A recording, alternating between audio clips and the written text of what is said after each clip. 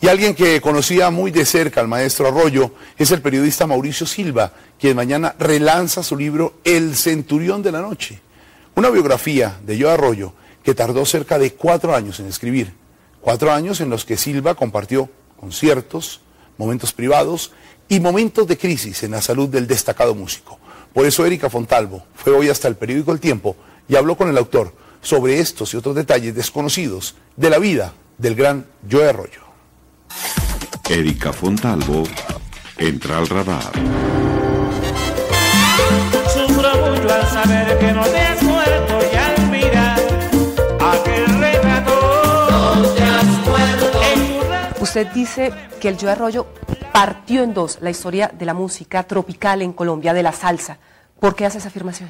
Porque el país estaba acostumbrado a los bailes de salón que venían de Lucho Bermúdez, de Pacho Galán, y que en los 70 se fortalecieron con las orquestas venezolanas de Lavillos Caracas Boys y Los Melódicos, para entrar en el golpe de la salsa, que fue el que él hizo famoso con Fruco y sus Tesos, y después con su orquesta La Verdad. Entonces, ahí parte la manera de entender la música tropical del colombiano, aparte pues del vallenato, pero en términos del sonido también de arraigo colombiano, la salsa empieza a ser parte de nuestro sonido, de nuestra manera de bailar, de nuestra manera de expresarnos. Aparte de ser un excelente compositor, de ser una persona que transmitía fuerza en el escenario a través de esa voz tan particular, de ese relincho que caracteriza tanto sus grandes éxitos, el Joe Arroyo impresionaba porque él no tocaba ningún instrumento, Mauricio.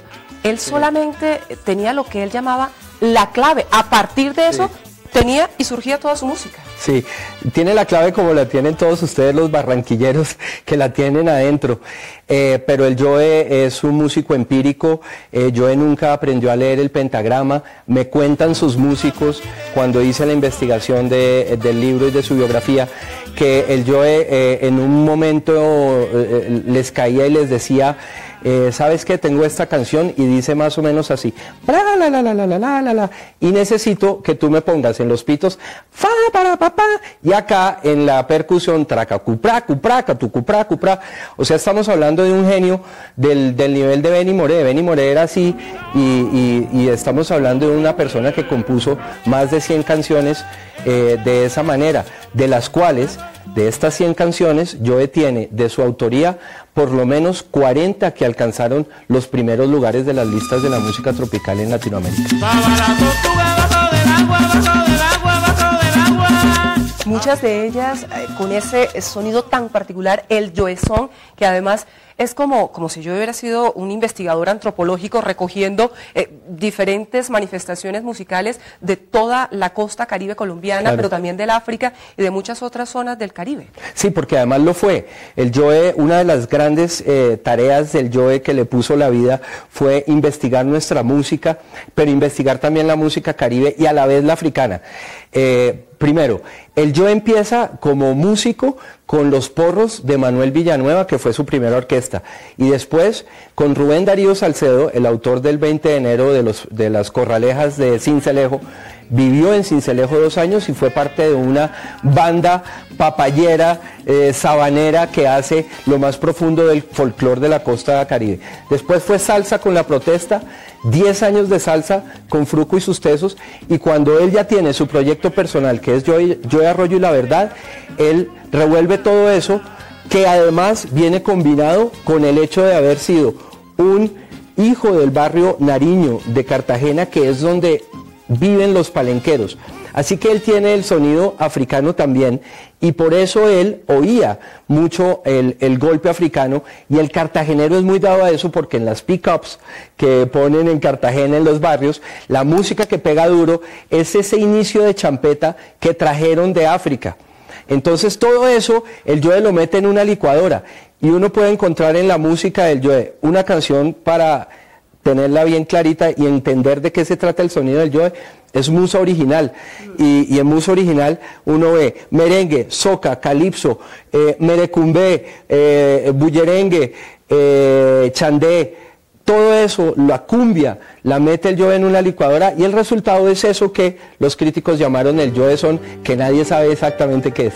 Hay noches de arreboles que incitan al amor. Pero hay otras figuras internacionales dentro de la dinámica de la salsa mucho más importantes. Claro. Por ejemplo, Richie Ray y Bobby Cruz, que el Joe los admiraba y ahora ellos van a hacerle un homenaje. No, le hicieron un homenaje a los 20 años. Tienen una repercusión internacional más grande. ¿Por qué el Joe no alcanzó esa? Sí, la tiene y muchísimo, sí.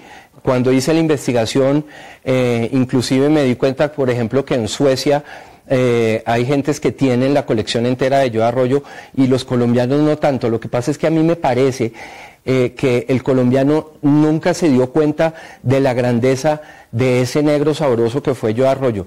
Claro que sí, en Barranquilla lo adoraron. No había un pueblo donde no llenara ir a ver a Joe Arroyo. Pero el concepto en general del cantante, intérprete y compositor, las letras del Joe Arroyo, en las letras está el mapa de su vida. Sí. Y es impresionante, a mí siempre se me paran los pelos de oír canciones donde confiesa la adicción a las drogas, donde siendo un costeño cartagenero confiesa que le pusieron los cachos, donde es un revelador de su vida. Y de sus amores. Y de sus amores y de sus triángulos amorosos. Yo no conozco un costeño que diga que le pusieron los cachos.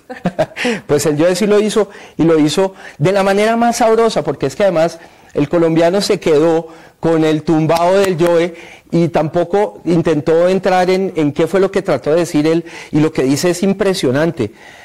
Una canción como El Trato, que es un bullerengue y que suena muy sabroso y que para carnavales es la machera, lo que está diciendo ahí es gravísimo, y haga el ensayo y verá. Oiga, Mauricio, el tema del carnaval de Barranquilla, que fue algo tan simbólico y tan importante en la vida del Joe, ¿cómo lo vivía ese encuentro año tras año con la gente?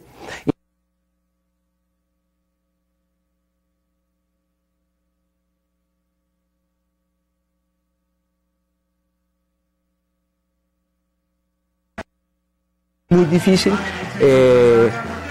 un poco John Lennon con Nueva York, pero incluso también lo trataron mal. El caso específico de Barranquilla con Joe Arroyo hace que Barranquilla no fuera Barranquilla sin Joe Arroyo y viceversa. Joe Arroyo no ha podido ser Joe Arroyo sin Barranquilla, porque es que el primer lanzamiento que él hacía era para carnavales, y sus grandes éxitos del 85 al 95 los metió en carnavales, y por eso se ganó todos los Congos de Oro, que fueron 16 y no 18 como están diciendo, más 2 que fueron los super Congos que se inventaron para celebrar la música del Joe, porque era sencillamente impresionante. Y esa química es muy importante para el folclore colombiano, porque gracias a eso fue que el Joe se metió a redescubrir los temas de antes y volverlos a poner en voz de los barranquilleros, y a su vez en la voz del pueblo caribe, y a su vez del pueblo colombiano. Así que canciones del folclore más campesino, digámoslo así, volvieron a tener relevancia a mediados de los 90, y esa es la gran importancia última del Joe Arroyo. Un tema importante que habíamos antes tocado, pero vale la pena otra vez insistir, el de las mujeres. Sí. El Joe fue, digamos, muy torturado en ese sentido, sí, por las mujeres, a pesar de que les cantó muchísimo a todos sus amores. ¿Quién no vivo torturado por las mujeres? No todos. Sé, yo. Bueno, ustedes. No, hablando en serio, al Joe sí le fue mal en el tema de las mujeres, pero no mal porque no fuera feliz, sino que el Joe era un hombre de un carácter muy débil. El Joe tuvo un carácter infantil hasta el día de su muerte. El Joe veía cartoon, el Joe jugaba con carritos, el Joe coleccionaba cachuchas, tenía una infancia rota o una pubertad rota, entonces que quiso rescatar siempre en las soledades de sus amanecidas, porque amanecía solo, pues sí, todo el mundo se va a dormir y el Joe era el único que seguía viendo a ver qué hacía, jugaba con los perritos. El abandono de su padre, la dejadez de su madre por razones de trabajo. Y entonces lo marca mucho el tema de la mujer, porque lo abandona el papá cuando tiene 2 años, y porque quien lo cuida de niño no es su mamá, porque se va a trabajar como mucama en hotelitos de 4ª categoría en Cartagena, y lo atienden son su abuela y su tía. Y después, cuando se hace entre niño hombre en la pubertad, entra a cantar en los burdeles de Cartagena. O sea, la visión que él tiene de mujer es muy fuerte y muy muy disvariada incluso. Se casa a la edad de los 16 años con una niña de 14 que es Adela, y después vive con Mariluz Alonso otro gran periodo que son casi 20 años, llenos de altibajos, llenos de locura, por no hablar de lo de Adela, que también fue cuando empezaron a conocer la oscuridad de las calles y las ventas de los humos, ¿no? Ahí empieza eso, y con Mari también se va desarrollando, pero mal o bien, Mari construye un hogar con Joe y lo lleva durante todo ese tiempo, sosteniéndole esa oscuridad, ese centurión de la noche, y también la parte artista y la parte más tierna de papá, porque el Joe fue tiernísimo como papá y tuvo siempre hijas. Él tuvo primero a Tania y a Adela, y Tania se le murió. Así que él está muy marcado por la mujer, y después, bueno, su relación con Jackie, que es un ostracismo total en que ella lo aísla del resto de la humanidad, que todavía no vamos a entender, y que algún día ella va a tener que explicar por qué hizo lo que hizo, o si es que pues no lo descubrimos antes, que creo que va a pasar. Me acostumbraste a vivir a tu modo, yo que nunca fui un ser conforme.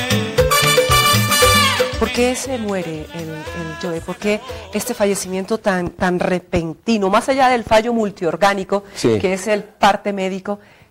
¿Qué fue lo que de una u otra manera fue acabando al Joe Arroyo para dejarnos huérfanos a los 55 años? 55 es un hombre muy joven para una muerte, pero la muerte del Joe no fue súbita. La muerte del Joe, con absoluta sinceridad lo digo, la estábamos esperando quienes lo conocimos cercanamente, porque la estábamos esperando, y no porque el Joe cayó muchas veces en desgracia física, en su salud, y siempre salió echado para adelante, siempre iba para adelante, y por eso hace ese álbum Me le fugué a la candela en el 85, o el álbum Echado para adelante, que habla de eso, ¿no? Los músicos le dicen, creo que fue el Nene del Real el que le puso el apodo del cuero duro, y entonces ellos le decían el cuero duro, porque siempre salía, pero el Joe tuvo más visitas a las clínicas que una abuelita, y siempre estuvo muy mal. Él tenía múltiples enfermedades. En 1983, cuando casi se muere, la primera vez que proclamaron su muerte en las radios del Caribe colombiano, él cae por hipertiroidismo y consumo de bazuco, y de esa sale. Después le encuentran diabetes, después le encuentran problemas en la piel, tiene problemas en un pie, por último tuvo infección renal, infección cardíaca, y obviamente todo el sistema pulmonar. Para un señor que 40 años consumió lo que consumió, pues tenía que desgastarlo, y eso es real. Y quienes lo vieron en los últimos 5 años en los escenarios estaban viendo la sombra de ese gran volcán que fue el Joe en los 70 y los 80. Sin duda, Mauricio. Bueno, finalmente, alguna vez el Joe dijo que tendrían que pasar 300 años antes de que volviéramos a ver una figura como él. ¿Usted cree que eso será así, de tajante? No, pues eso, espero no vivir 300 años para verlo. Primero, y segundo, eso me lo dijo a mí en una entrevista que hice para la Rolling Stone, y esa fue la última pregunta que le hice. Joe, ¿usted ve que venga alguien detrás? Y me dijo, pasarán 300 años para que salga otro Joe Arroyo. Y hoy, con la profunda tristeza de su ausencia, yo creo que sí, tiene razón. Yo creo que Colombia se ha despistado un poco en los tropipops y en unos vallenatos detestables, lacónicos y de pésimo gusto, frente a la realidad y la sabrosura que tiene el pueblo colombiano entero, porque el pueblo colombiano en realidad es más que otra cosa, un pueblo bailador. A nosotros nos gusta bailar, y que nos digan las cosas con sabrosura y mucho ingenio, y de eso sí que tenía Joe Arroyo, el manantial y el arsenal de la música sabrosa que dejó el Joe Arroyo es muy difícil de comparar. No conozco hoy en vida un colombiano que tenga el poder, la creatividad, la inspiración y el sabor de Arroyo. Imposible. Seguiré por mi camino.